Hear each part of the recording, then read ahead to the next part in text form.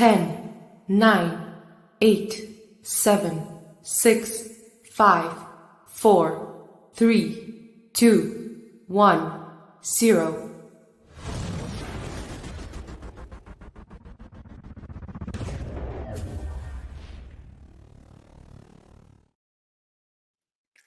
Hey, and that's it. That's how simple it is to start an episode here on Skeptic Spin. I'm your host today, Justin Yahooligan. To my one side over here, which would be my left, the way I look, but it could be the right for you guys. Who knows? We got Spin Dr. Mike as usual. Mike, I don't know why we can't be friends, but we can always be friends with the friendly atheist himself, Hemant. How are you tonight, Hemant? Hey guys, I'm doing excellent. Thank you. So, what keeps you busy in between YouTube episodes? In between YouTube episodes, besides family stuff, I was just telling the guys before we started going live that I coach a team of competitive public speakers, and our season just began. And it's like a winter sport. It kind of goes through February, so that is kind of what I do to get away from the internet when I need to do that. And working with high school students also keeps me very grounded. How does competitive public speaking work as an event? I tell parents that it's kind of like track and field in the sense that, you can imagine there are people really good at sprinting and running long distances, but then you got to pace yourself. But then there's also like long jumpers and hurdlers, and like everyone kind of specializes in their method of speaking, but they're all kind of doing their own thing in different ways. Like you might imagine public speaking is just a TED talk, and there is an event like that, but there's also acting. There is also making stuff up on the spot. And all these kids kind of get trained in one of those events, maybe more. And then after they get trained for a little while, we throw them into competition and we see how they do. So at a competition, sorry, Mike, go ahead. No, sorry. This is different than debate club, right? Like it's very different than debate because, if you've ever heard of like the debate circuit, you get points for getting certain points in there. So people talk fast and they're trying to argue one against each other. This is not that at all. This is literally like, how good of a public speaker are you? How effective are you in communicating your ideas? And very seriously, like pacing matters. What's going on your face and your body language matters. The kids who are good at it, they would blow your mind. You know what I mean? Like the ones who are actually talented, they're better than most adult speakers I've ever met. And the fact that, even if they're not that level of good, by the time they've done our program for whatever 4 years of high school, they're ready to go when it comes to college and beyond. So it's something I've done for most of my life. It's fun. And it has nothing to do with politics or religion, really. So that was going to be my next question. So, when an event comes up, is a topic chosen, and they have to usually the kids pick. With some exceptions, there is actually a politics event, but it's not who do you think should win the presidential election. It might be, will JD Vance help or hurt the Trump campaign? And in that situation, you can give me whatever answer you want, but what I'm interested in as a judge is, can you back it up? Can you defend your answer? Can you communicate it effectively? Because if you, with research, having done some research, if I can spot holes in your argument, or at least you haven't addressed my critiques of it, I'm gonna knock you down for it. Well, that explains everything about the Friendly Atheist YouTube channel. Sure, right? Yeah. So, I was telling Mike about you, right? So Mike's new to our little community. Okay, so he's a junior, and I'm just trying to show him who the bosses are. And I was telling him about the Friendly Atheist and what a boss he is. And I was like, so on your channel, you're very much, we all are trying to fight our own little battle of the separation of church and state type stuff. But you really focus right at that point of crossover. For instance, we're all familiar at this point with the new bylaw or what have you of the 10 Commandments being shown in all the classrooms. Right. And on your channel, you're not just reporting on that law being passed, but you're telling everyone who the players are, Yeah. and what this would look like, and who's fighting back, and all that I stuff. mean, essentially, my actual day job is writing about those things at friendlyatheist.com. I write about this stuff all the time, and I'm trying to. I mean, in my head, I guess the imaginary audience are not other atheists necessarily who already agree with me on a lot of this. It's a lot of Christians who might stumble upon this stuff, and what I'm trying to do is say, look, this is what's going on, and here's why it's bad. And yeah, that means here are the players involved in that. Here's who's doing the thing that is problematic. Here's the response to it. Sometimes that involves actual journalism, though I'm not saying I'm a journalist. I'm more of a commentator. But sometimes that means reaching out to people who are players in that game and talking to them about what they're doing. Sometimes it is digging up lawsuits and things like that. But I'm not going into it just saying, I know I'm right and here's the deal. It's me trying to explain to randos who might stumble upon those videos, like maybe they're curious about the 10 Commandments in schools, but they don't necessarily, maybe the articles are not their thing and they don't want to read some Associated Press article about what's going on. Maybe it is meaningful to them to just have a conversation like you would sitting at a bar with somebody and like, can you tell me what the hell's going on here? And if I can try to explain it to you in a way that makes sense to someone who doesn't know what's going on, and yeah, I am telling you, here's what's right and wrong about it. Of course I'm right about it. But let me tell you where I'm coming from on this. Let me tell you what the problems are. And I hope that at the end of that, you come away sharing my opinion. I mean, of course I do. That's what I mean by like, I am offering commentary here, but also like, I'm not just trying to beat you over the head with it. I'm trying to explain, like, look, here it is in the lawsuit, what it says, and here's why that's a problem. Yeah. It's kind of an extension of, instead of just writing about it, I can point to some of those lawsuits or something. But then it's a lot of just, let's riff on this. Let's talk about why this is absurd. Because I'm not dissing other YouTubers here, but like, I will see news segments on TV where they'll say like, "Oh, this governor signed a 10 commandments bill. Here's what Ron DeSantis is doing in Florida."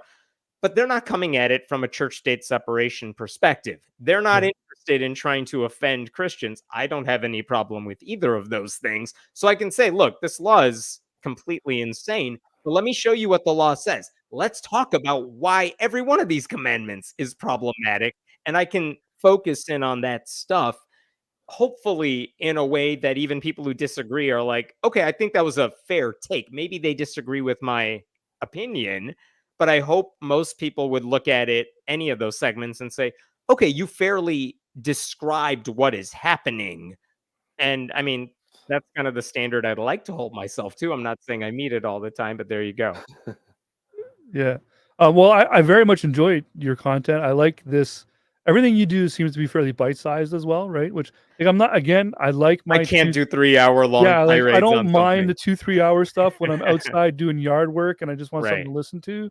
But, there's some content where it's like, "No, no, I just gonna tune everything else out because this is the thing I'm gonna focus on." And that's Right. how I feel about your content. Yeah, it's 10, Um 20 minutes long, hopefully. And I think that's usually enough time to get into depth about what's going on, the stuff you may not hear from any other outlet because they're not able to pay attention to this particular aspect of it. And I mean, that's the fun of it for me, too. I mean, we're all passionate about these sorts of issues, but it's kind of frustrating when you only find people talking about it on YouTube or a podcast or something. So, okay, I mean, if you've seen my YouTube channel, it's very low frills. There's not much going on other than it's just me talking and let me show you what I'm looking at so you could see the same thing. But that's it, and 130,000 sometimes it subscribers works. can't be wrong, right? I mean, they can because I know I know some of the YouTubers who have a lot more subscribers and they're insane. So Yeah. like, yeah, they could be wrong, but it has cultivated.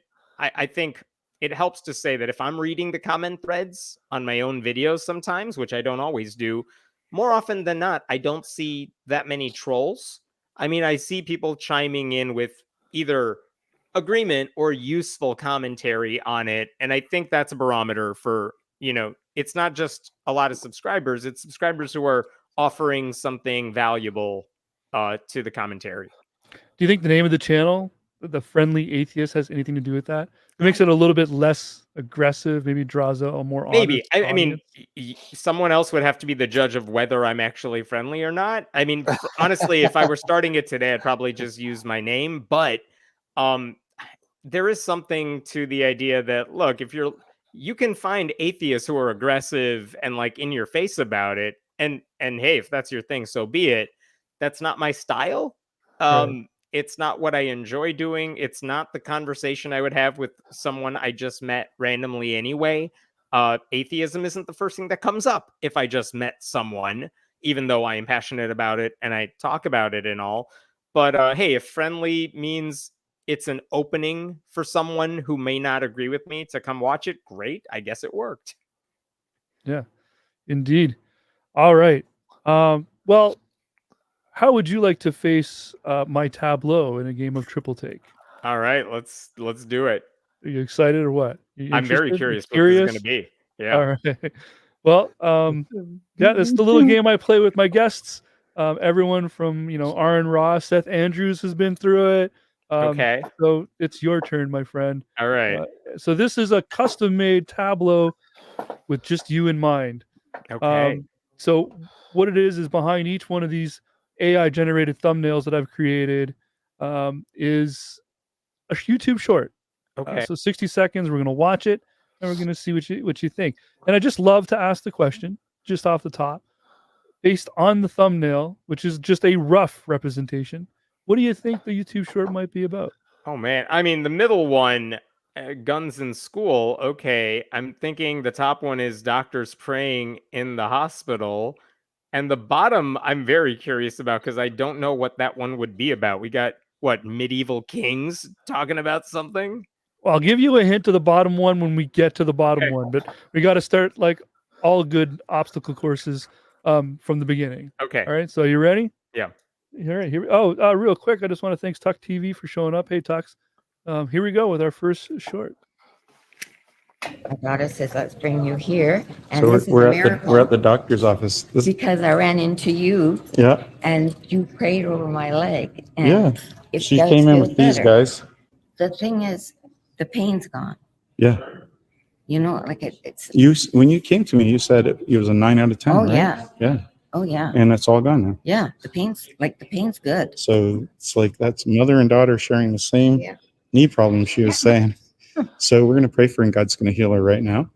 So tendons, ligaments, bones, I command you be healed in the name of Jesus right now. If it's throbbing, it's not throbbing. Isn't that pretty cool? Yeah, no. Well, check it out. Walk around. See. That is me. I Is just there- ran up the stairs, so that didn't. That is a lot different. It's better. Thank you. Isn't that cool? That's Jesus. All right. God bless, guys. Remember, if you've got Jesus, if you got the Holy Spirit, if you love God, you can do this too. There you go, Hemant. You've now seen 2 miracles. Just live like on my that, show. man. It's like that. What do you think? Yeah, I mean, they're at the doctor's. I would love to see a doctor's take on it instead of just that dude's. I want the before and after. Show me some x-rays. Yeah, Not they're that I right can- there. You know what I mean? You're right there. Go. I wanted to get the professional opinion. But that's the thing. Like, if you were clearly those 2 women, not skeptics about it, maybe they are believers, Christians, lightly or whatever. And if someone says, no, I did heal you, there is pressure to be like, you know what? I do feel better while you have this camera pointed in my face. And psychologically, that there may be something to that. In your mind, you really do think you are better. But what happened? I mean, there's those videos, like the one you just showed. What they never do, what the guys who publish those videos never do, is show you the same people like a month later. Are they still using crutches? What's going on? What happens when the doctor sees them and actually performs tests? We never see that. You never see medical records shown. How serious was the pain beforehand? Because again, they might say it's a 9 out of 10. And then if someone that their red flags are not going up when this man says, I pray over your legs or whatever. If you genuinely believe that that's the sort of thing that could happen, you might think, oh, I do feel better. But okay, but let's find out if that's actually the case. Now, here's another thing. I'm kind of curious why that guy went to that place. I mean, If this guy has some powers, send him to the pediatric cancer ward. Let's see what he can do. Why is he just stopping there if he actually thinks Jesus can heal? Why is he doing? I mean, fine, heal these two ladies. That's great. What else are you going to do? Why isn't your whole life dedicated to just healing people? Because if that actually worked, if doctor said this baby has cancer, and then the man did his voodoo stuff, and then like a minute later, the cancer is gone, and we knew that, that actually would be pretty damn amazing. And honestly, that would do more to convince atheists to turn to Jesus than anything you'll see a Christian apologist do. But they never do that because it's all BS. I mean, again, if I had no ethics and I just went to a place like that and did the exact same stunt, you very well could find people who say, I do feel better. Doesn't mean anything. So again, like, give me some name. I would love to follow up with those women. Tell us who they are so we can talk to them. They don't do that either, whether it's some dude making a YouTube short or Benny Hinn doing, or any of those faith healing televangelists who do it on stage where the pressure is really on to say, yeah, I feel better, because all these people are looking at you, waiting for you to do that. Again, if they really wanted to prove that that power existed, there are better ways to do it and make it provable and testable. And not a single one of those people has ever done that, because even they know it's a scam.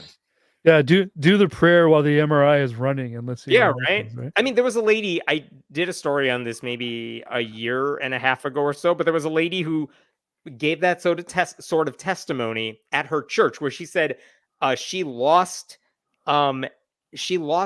toes for whatever medical reason, like lost 3 toes. It might have been a really horrible, like, I don't remember if it was like an abusive husband or some guy with a gun, something horrible, but she lost 3 toes. And she said, but now I'm at this church and they prayed over it and my toes have grown back. And it was a while. The church aired that as part of a montage of how God heals you in life, and other people talking about that sort of thing. And it's like, wait, go back to that lady for a second, because there are probably before and after shots of that we could all see, right? And to the point where even the local like newspaper, like whatever, St. Louis or something, it was a big newspaper. Even they were like, wait. What did this church say this lady did? Because we have questions, because we did a story when she actually was the victim of whatever the heck it was. And we would like to follow up on this. And the church very quickly was like, no, she's not available to talk to you. We will not be releasing anything. Or maybe Convenient. she posted a bit after shot and it was like, girl, your toes are not back. I don't know what you think happened there. But anyway, the point is, like, anytime they say they got healed, that's never what actually happens. And if it is, if they did get better, guess what? If any of us have ever been sick with a really nasty cough or something, give it a couple days, maybe a week or something, we will get better. That's how our bodies work. But if on day 1, when you're at the worst of it, if someone came over you and said, ooga booga, Jesus, and then they said, God's going to heal you, a few days later, you are going to feel better. And what are you going to attribute that to? Yeah. It's very tempting, if you're not skeptical about that stuff, to say, well, it must have been the healing. Yeah, counting the hits and the misses, as Right, they say, right? exactly. Yeah. What do you think, Mike? Well, Hemant brought up a great point that I never thought of before, was the cameras in your face, and they're almost forced to believe that you're healed. And I mean, you would like to believe you are healed. Yeah, mind over matter can do a lot for a person, right? So I never thought of it from that perspective. But hey, how many people did he hit up in that emergency room before he finally healed somebody? I know, right? We didn't Where's see the blooper reel? We didn't see the raw blooper footage. reel? Yeah. And by the way, just to give you a quick personal story, when I was younger, and my parents did this with the best of intentions, but like, if let's say I had a sprained ankle or something, they had some sort of balm ointment that they would rub over it, and it would, like, my parents are Indian too, like it smelled like something you would find in like their home growing up, whatever. I remember that scent. It was very pleasant. And they would rub it over, and like I would seriously think I was better. You can smell the ointment, like you can feel it doing something. And then only when I was an adult later, I remember I got hurt. And like my mom's around, she's still alive and in good health, thank goodness. But like she came by and she's like, here, I brought the ointment with me. And for the first time, because whatever, I never thought about that thing for years, I looked at the bottle, which I'd never done before. And it literally said on there something like, this is homeopathic, or this is some variation on that. I'm like, oh, there's no actual active medicine in this thing. I did not know that growing up. But like, I was fooled because I never thought that was a thing that could happen. It was just an ointment that smells good, but it had no healing powers. Again, when you fall down and get hurt, guess what? You are probably going to get better, and you just attribute it to that. Yeah, and for some reason, that same ointment jar was always the same jar. It never, right. The label never Run changed. out. It never seemed to run out. It was Right. always the same. Yeah. I mean, my quick take on that was I was finding that a little bit kind of dangerous too. Like, one, if not both of these women came to the doctor for a specific reason. They were in trouble. Yeah. Something was bothering them. There was something that was painful enough. They said, we better go. And then here they arrived. And now this guy comes over. And as you point out, for 5 minutes, they just do a little bit of a prayer. Maybe they're religious, so they were just happy to have someone pay attention to them. They're feeling a little bit uplifted. They're feeling better. What happens if they leave now? Yeah. Having never seen the doctor, thinking we're all good, and then something And start doing things that require use of their leg. Yeah. Not like they're doing parkour outside in the parking lot, but like if they're walking and they're like, I'm going to go to work, I'm good, I can run around and do whatever I need to do. Next thing you know, they fall down, they get more injured because the thing Standing that at happened the was sink never doing dishes, and then a blood clot, and then boom. whatever it is. Yeah, like if the thing wasn't fixed when it was painful, what happens when it gets worse? Yeah. Yep. All right. Yeah. Well, there you go, Hemant. That's the game. You All right, I understood like the this game. assignment. We got I'm two more to scared go. of number so two. You're scared of number two. This one comes from a guy who makes quite a bit of YouTube shorts and stuff. And yeah, he triggers me. And then I saw this one and I was like, let's put him up against the Friendly Atheist and see where we go. I'm old enough to remember a time where students had shotguns in the rifle rack in their pickup trucks. And that way, when school got out, they went hunting. No mass shootings. The causation correlation is, okay, well, the gun equals the shooting. No. We need to look at why has there been such a diminishing of the value of human life? And then how do we properly address that culturally? And if the only way you can think of to properly address it culturally is to disarm people that did nothing wrong, then what you're ultimately telling them is that, one, you're going to provide for their security. Okay, well, the government has done a real bang-up job of making sure that happens. Two, you're not assuming any responsibility as the politician if they get hurt as a result of your policy. And three, what you're saying is that your rights and your civil liberties and your ability to defend yourself are reliant completely on whether or not somebody else abuses their rights. If your rights are forfeit the moment somebody else abuses theirs, you don't have any rights. What you have is privileges that the government will give to you and take away whenever they want. And that has horrible implications across the board for a free society. What do you think there, Hemant? I mean, the first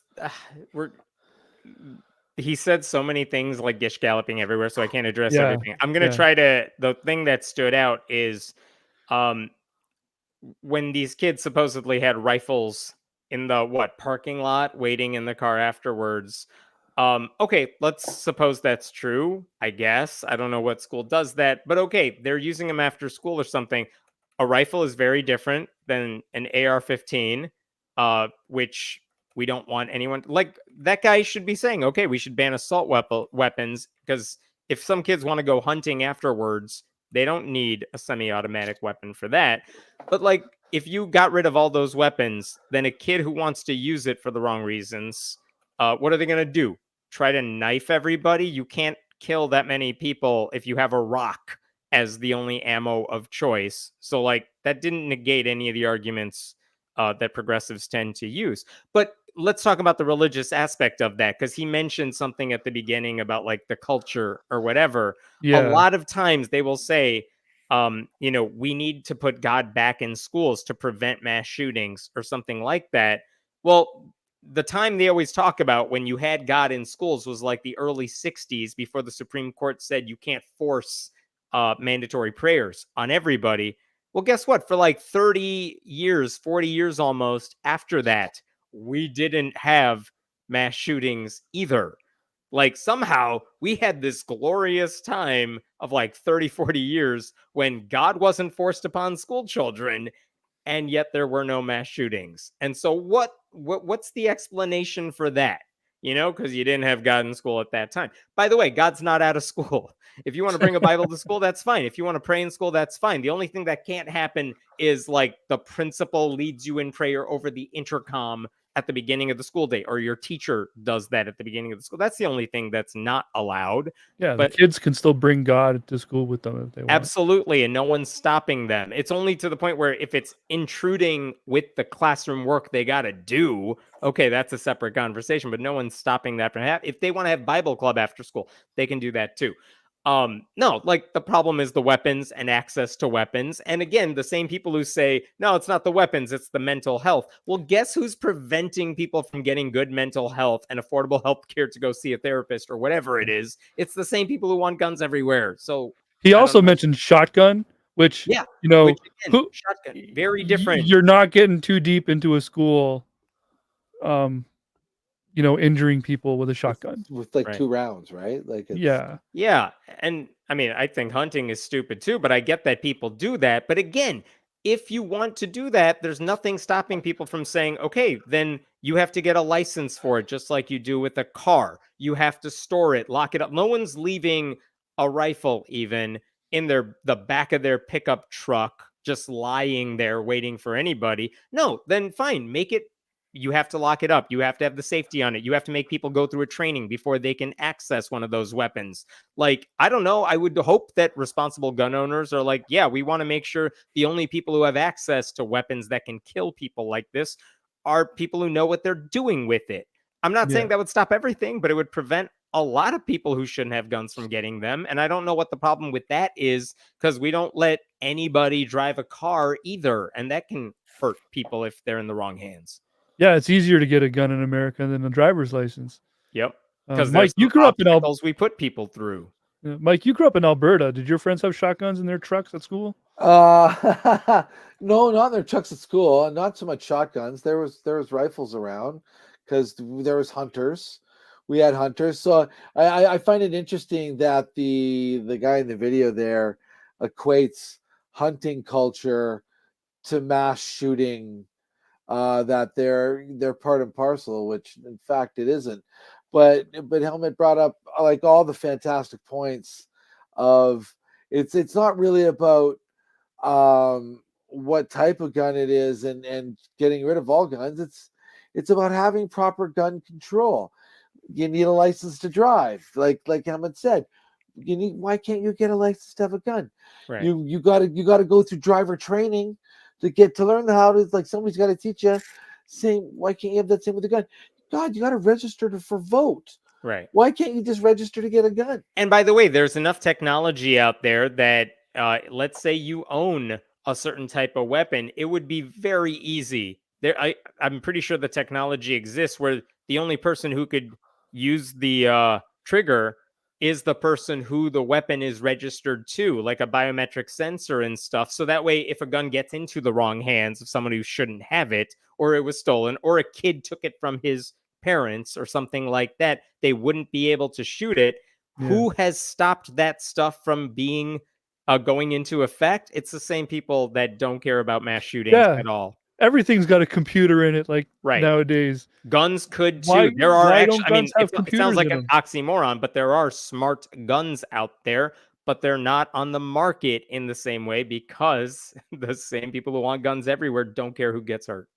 Yeah. So not to scare you, but both Mike and I are Canadians, and oh dear God. Yeah, I know it's terrifying. But last I heard, Canadians per capita have just as many guns as Americans do. But you know, it's pretty safe to go to school here. Yeah. Really? Is that a legit number? Yeah. Yeah. Per capita. I've heard versions of that. Oh, I did not know that. I thought that we'd have a lot less guns per capita, but you're saying per capita we're on par. You can own the same AR-15s and everything that Americans can own. The only difference is we do exactly what you suggested. You have to get training, special safety training. Right. Certain guns require a certain level of government control. you can own some weapons that you would consider to be like holy crap weapons, but the government has the right to drop by anytime and check on the Sure. condition of these weapons and how they're stored. And you And can access medical help, Yep. therapists, yeah, care. and if you do have an accident, it's all included. All you need is one of those Christian healers to go to every school, and if there is a shooting, we're all good. Yeah, Yeah. yeah. Yeah. It was funny. I got into a bit of a. It was billed as not a debate, but it was very much a debate because I'm really not. I don't consider myself a great debater. I've always said my best argument is nuh-uh. Like I've always just. So someone wanted me to get into a discussion about gun control with another Canadian because they thought that's interesting, and what was interesting was we were both very much okay with the amount of oversight the Canadian government has over guns. So the guy moderating was an American who was like, wait a minute. I don't understand this debate here. What are we arguing about? What we were There you go. arguing about was the classification of some weapons. The guy I Yeah. was discussing with was like, this weapon's classified as extremely dangerous when in fact it's not that dangerous. Meanwhile, I can have this extremely dangerous gun that's underclassified. He was complaining that guns were poorly classified in the overall umbrella of security, and the American moderator was like, this is weird, I don't understand. Yeah, Anyways, it's a weird culture, and again, I say this making fun of Democrats sometimes. Like, no one criticizes the Democratic Party more than other Democrats. But I think the same is true of guns in that sense, that no one is more frustrated when some of these mass shootings happen than responsible gun owners who actually don't mind having some level of sane oversight over who can have them, because they have reasons, whatever they are, that they want to use these weapons or have access to these weapons. Not like semi-automatics, but like they want their rifle, they want a handgun for whatever the reason is, safety, whatever. But they have no problem getting it registered or anything like that. And so when some crazy person just takes a weapon, uses it for the horrible reasons we've seen, like, of course I'm furious about it, but they're way more furious about it. You know what I mean? yeah. Perfect. Well, that brings us to our last one. So I said I'd give you a bit of a hint here. All right. Yeah. I decided today for the last one, I've recently been kind of interested in some of the silliest, craziest, weirdest Bible verses. Okay. So this image represents a Bible verse. Can you? Oh God. Do you think you could figure out No. what verse it is? No, Not a chance. uh, Not from the picture alone. So 2 Kings. Oh, Do you know the verse? off the top of my head, no. No. Okay, let's check it out.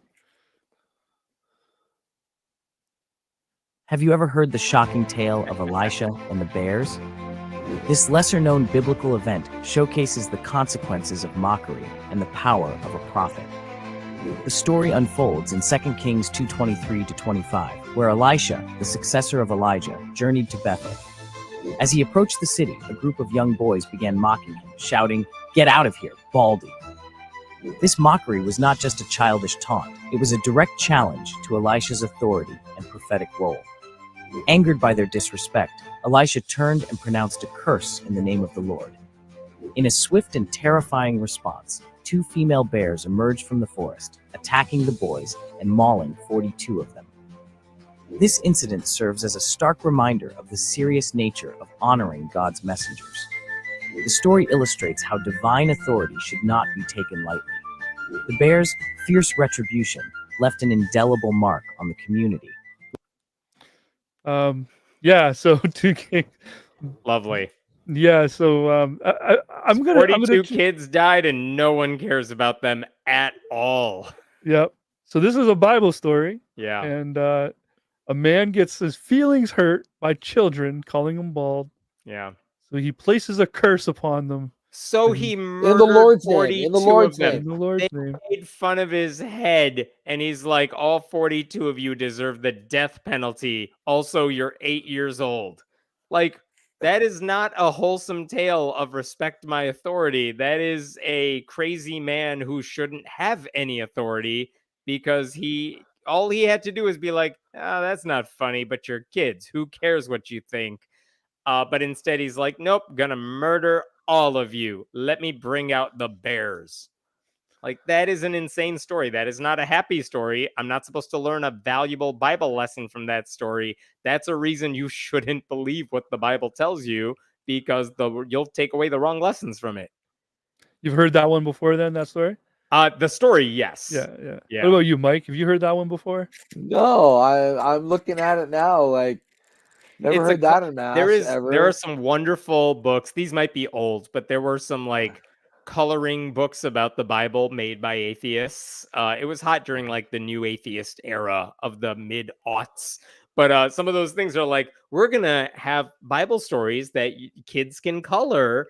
And one of them was Elisha and the bears and mauling 42 children. And it's like, oh, this is not wholesome at all. It's like, yeah, they're not going to tell this to you in Sunday school in this way, but you should be familiar with the fact that the Bible has horrible, horrible things in it.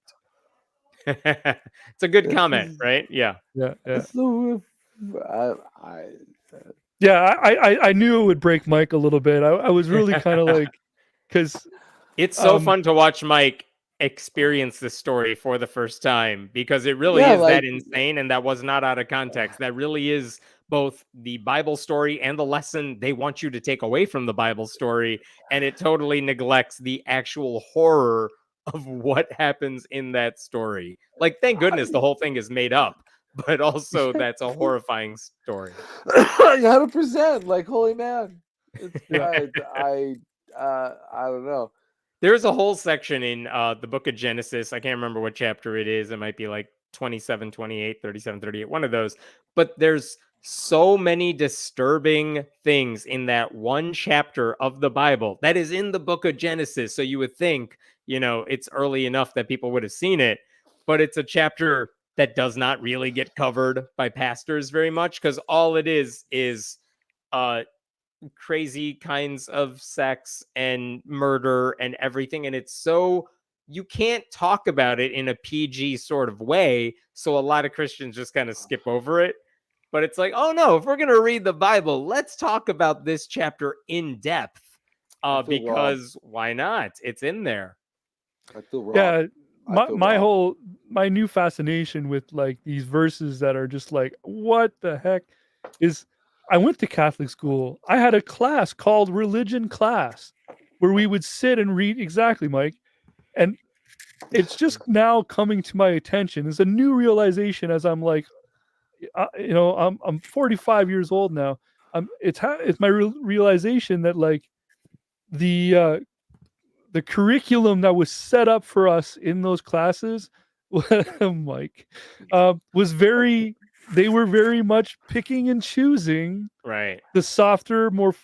The resurrection story is not really a soft story either, but yeah, they were definitely skipping over a lot of these verses, such as the one we just witnessed, or another one that I've heard a lot about now. There's the Exodus 21, which is always just like, wait, I never heard this one before, and now I've heard it 1,000 times. Right. It's very disturbing stuff. Yeah. Well, when I had to look it up, it was Genesis 38. That's the disturbing one. Okay. Well, I'll put that in my pocket for our next week's show. You absolutely should. And if Mike isn't familiar with it and you're doing it together, just don't look it up. Just wait. We'll write it down. Genesis 38. 38. Oh my gosh. Yeah. So part of that was like to get a reaction from you, as well as to like start to introduce Mike a little bit. Like I said, he's newer to the community, and I know everyone's gonna love him, but we got to get him caught up. I gotta stop getting broke, and I gotta be full, man. Oh. Yeah. But with that, tell us a little bit about your latest video that you just released in the last 24 hours. I was listening to it earlier. I'll let you tell us about it, and then what else we got to look forward to over on the Friendly Atheist channel. Sure. If you subscribe to my page, it's friendlyatheist.com, and you can subscribe for free, though you don't have to, but you can subscribe for free. And usually the videos I now make on YouTube are just me talking about a lot of the things I've written, because I've written about it, but now I want to talk about it with somebody, even if it's an empty computer screen and I don't know who's on the other side of it. The one that I think I just posted today, I do a live stream once a week, Friday nights usually, where I'm talking about those stories I've written for the week, and then I just clip them up and share them. But the one today is there's a guy running for governor of North Carolina, Mark Robinson, and it's one thing to say he's like just a right-wing Trump MAGA type of dude, because those are a dime a dozen at this point. But the guy's whole thing is, no, I'm way more extreme than that. I'm so much more Christian than that.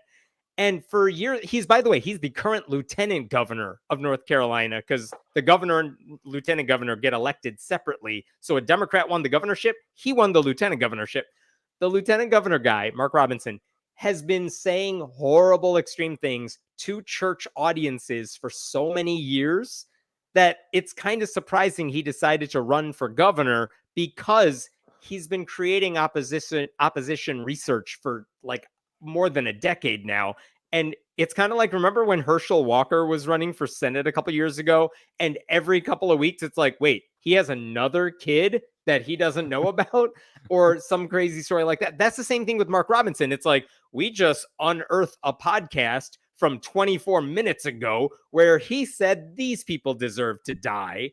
Then he released a podcast where he said this horrible thing about gay people and trans people. And what we just learned this week, and this is the reason I was talking about him, is we found out that this good, wholesome Christian man really enjoys going to sex shops, and did for like 20 years, like in the 90s and the 2000s, to the point where he was a regular at some places, and the guys who work there are like, oh yeah, that's our buddy Mark. And they know him that well. And again, I'm not judging the guy for going there. I am judging him for being a hypocrite about all that stuff now, because he's the sort of guy who would say, you know who goes to those places? Crazy liberals. And this is like, he's so anti-gay, so anti-sex, so anti-everything, and yet he's paid for an abortion, and newspapers uncovered that one. He enjoyed sex shops like 5 times a week, where I don't even know how you find that much time to go, but he did. And there's like people talking about that. And again, I wouldn't care about the dude's private life, except he's made it his mission to invade your private life. And he wants to make sure you're not allowed to sin whatever he thinks is a sin. And yet we keep learning about all the things he has done in his life well after he said he became a Christian, by the way. It's not like he can just write this off as, well, I did do those horrible things, but then I found God and I've been good and on the straight path ever since. No. All this happened after he said he found Jesus. Because guess what? Yeah, it turns out when you like doing some certain things, you're going to keep doing it even after you're a Christian. But the hypocrisy of this guy and the extremism, I mean, Donald Trump has been criticized by a lot of Republicans because he's dragging down the ticket in a lot of winnable races. Mark Robinson is actually polling worse than Trump in a swing state. And like, if you're a Republican, that's got to be frustrating that he's actually dragging down Trump. And not to mention other Republican candidates. Yeah, well, Mike and I were talking just at the start here. We're like that the U.S. election is heating up. We're 2 months away, and it's coming down to just those swing states. In fact, yeah, I mean, it always does. There are hundreds of millions of dollars spent for months and months and months, and it's all to convince like 7 people to vote a certain way, and no one else is swaying the election. Who's got the better marketing campaign? It really is, and it's kind of frustrating that I mean, I live in Illinois. I live in a very blue state. Presidential candidates don't visit my state. No, like, I don't need to meet with a candidate. They don't hold rallies near Chicago. But if you live in Wisconsin, if you live in other places or something, they visit. I mean, they're going to spend the next 2 months visiting your hometown or a place an hour away every day for the next like 2 months, which is awesome if you're a politics nerd. And I mean, again, I hope it works. I hope they've learned a lesson from 2016 when the race was close, but Hillary Clinton's campaign did not go everywhere that was close because they thought they had it in the bag. I mean, Kamala Harris and Tim Walz are just assuming they're the underdogs. And that's good because that means they and their surrogates are going to all 7 of the swing states and spending a lot of time, as much as they can, in each one. and I hope that makes a difference. But again, we're all trying to convince 7 idiots to vote a certain way. That's all this is. That's all the American election is. And it has global repercussions. Yeah. This is why I'm so way into it. I'm sorry. No, it's fine. It's 50-50 like entertainment, and it's the other half is kind of like, okay, it's all fun and dandy to laugh at it. But if that actually happens, Canada's just I was out of the country when Joe Biden and Donald Trump had their debate back in June. But I was like, you know what? I'm staying up late because whatever. I like watching those debates. And it must have been like 4:00 in the morning where I was. But I'm like, oh no. Oh, this is really bad. We're going to lose.